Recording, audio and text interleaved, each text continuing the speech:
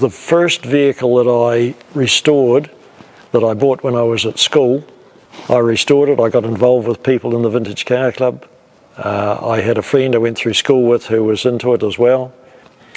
And I decided that to save money I would have a go at least getting it ready to paint. So I bought a compressor and a spray gun and I got it all ready and primed and so forth. And I took it to a paint shop and they put the top coat on. Yeah. And the next vehicle I did for a friend of mine in his shed, and that would have been the first paint job I did. So it carried on from there. We had a big rally in 1972 to Nelson, the international rally, and I painted a car for myself, a friend I went to school with, a Model A for him, and a Studebaker for another guy, and a Humber for his father, for his father. And they cost us $100 for each car for paint. So, and it just carried on from there. I met Bill when I first started work, because I was in the parts department of the International Harvester dealer, and we would see Bill on a reasonably regular basis. Didn't always directly deal with him, but we dealt with the workshop and the guy that ran the workshop, and that's when I first met Ian Ridd. Apart from going to school with his younger brother, I met Ian, worked in the workshop at Southern Transport. And I painted the odd vehicle at home for them, old vans and so forth, so that they could sell them or tidy them up or whatever, you know. And I used to do their stock take every year in their parts store at their transport yard. When I left International Harvester, because I worked for International Harvester as well, and they had construction equipment. I went to work for McNeil Drilling, who were part of not the Richardson group at that stage, but Bill was buying other transports. So I did work for McNeil Drilling, Purdue's, Allied Concrete, Southern Transport, and any other company that he is involved with. Isaacs in Christchurch, British Pavements, I think. I painted some of the trucks from here to go up to Christchurch. I was asked to do stuff on my own account.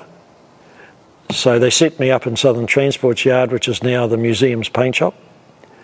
And I still did the company stuff plus outside work. And then I went into business with another guy, and we moved into a building next door, and we still did some museum stuff. So there's several trucks in the museum, the Pierce Arrow and Studebaker and a lot of other vehicles. I've really lost count of how many vehicles in here I've done. But then after I got cancer, I decided to pull the pin on being in business, and I gave my partner a notice for a couple of years, and I got a job here. 14 years in August since I started here, and the first job was the bus, to paint the inside of the bus. Did it outside, so we get rid of the overspray, tidied up a lot of the inside, repainted it. The next job was the mobile tanker, Dodge tanker. By this stage Malcolm was here, Malcolm Hodgkinson. So between the two of us we did the tanker. There was odd vehicles that turned up for a bit of a tidy up. Some of them are down in Otapuni Avenue in the Tyromax building. Between Malcolm and I, we did the 1418 Mercedes that was a Southern Transport truck. I painted the chassis and cab at home. I painted a Farmall M International and a Fairway 12, which is a golf course tractor. Some of those tractors came from a guy in Auckland, and there was other tractors and a truck that was donated by him. So over the years I've done a lot of vehicles for in here. Then we got into the leader cars when they turned up here, some of which still need touch-up work. We stripped a 37 V8, which was a wee bit scungy, and it got out of hand. We had to strip a lot more off it than we wanted to. We haven't actually got back to doing that. We've got the chassis and wheels painted, but the body still needs to be done because we got into the Chrysler. And I don't know how many hours I spent on the Chrysler chassis and running gear. And now there's another painter employed, and he's taken over doing the body. There was 31 vehicles. There was 8 trucks, a lot of gas pumps, signs. We had to get some of them running. The Ford AC, I think we had the body off about 3 times on that. I had to make a new fuel tank. Somebody put a liner on the inside of it, and it was all coming off, causing problems. So we've had that running. We've had the Model K running. I've driven that, and I've had all the early Ford letter cars going, and I've driven them all. Well, I quite like the autocar, it came from Southwards Museum. It's quite original. The Packard truck, which came with half a deck, because where it had been sitting, the back half had rotted off. So Dave McCallum made a new deck, and we didn't want it to look new, so we took the deck out to my place and set it outside for 6 months on some drums to make the wood go grey. And then we had to work out how, because it's a stake side body, which is poles with a chain around it, so you can't cart gravel on it, we just fall off. And we wanted it to look original, unrestored. The motor was out of it, and they'd assembled it without putting any piston rings on the pistons. We don't know why. Malcolm put it together, and we tow started it and drove it, put the deck on it, and I aged what paint wasn't there, made it look original still. So that's quite a nice truck. Solid wheels, so it's not an everyday use sort of thing. It would have been in the day, but we've done a wee bit of that. We've got a Mercury here that came from Scotland, I believe, but it had been in Canada. It's just the flash version of a Ford, and it's original as well. We took the deck off because it was made out of decking material that you'd use in a house, and so we threw the deck away, and it's a cabin chassis. It looks original, unrestored. We've got several tractors that we did that to. We were donated 10 or so case tractors by somebody in Canterbury, and I've probably worked on 4 or 5 of them, painted some of them, clear coated some of them to keep them original looking. Done a lot of joinery for all sorts of projects that Joss has got. The Model T and the Volkswagen in the lolly shop in Toot Sweet. It's hard to remember exactly what I've done, because there's been such a variety of things to be done, and you've sort of got to adapt yourself to doing all sorts of things. My job title is not painter, it's vehicle restorer. So vehicle restorer is a very loose description of what I've been doing, but I enjoy keeping something looking original and having it look good still, without necessarily spending tens of thousands of dollars on it, only for it to look as though it's brand new rather than original looking. I've been doing it for 60 years, so it's you can look at something and think this shouldn't really be restored, and then you'll get a vehicle maybe like the popcorn truck, which has had work done to it, and I've painted the wheels the correct colour, which were yellow. They'd been painted black. And I painted them yellow, which is correct for Creta's popcorn truck.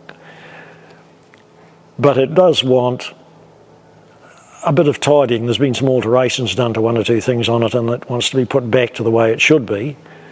Without restoring the whole vehicle, it doesn't warrant being restored. And you can make an improvement to it and make it look still as though it was not messed with. There's another thing with Florence. We actually made contact with a guy at the hospital who was the project manager there, so he basically looks after the buildings and so forth, and we got quite a rapport with him, and they let us cut the doors, because I thought it would be a good idea to get the original ambulance bay, and they let us cut the door frames and doors out of the hospital, because the glass above the doors has got ambulance in the glass in gold lettering. So behind that in the passageway was grey vinyl, and above that it was a sort of a pinky coloured wall. So I took a photo of that, and I managed to get some paint, and we copied it in, but I tidied up the doors, and I didn't make them look new. I made them look like they were still in use, and they had copper panels at the bottom, like kick panels. So I took all the screws out and cleaned all the paint off them. They were painted white, and I cleaned it all up, and I didn't make them look too shiny. I made them look as though they were still in use, and oiled them up. And then we went back and got the vinyl off the wall and glued that to the wall in the building, in the museum. And then I got some paint made up to match the colour above the vinyl. And we made a replica of the hospital entrance for the ambulance. And then we decided that we needed to make the wall look a wee bit like the wall of the hospital.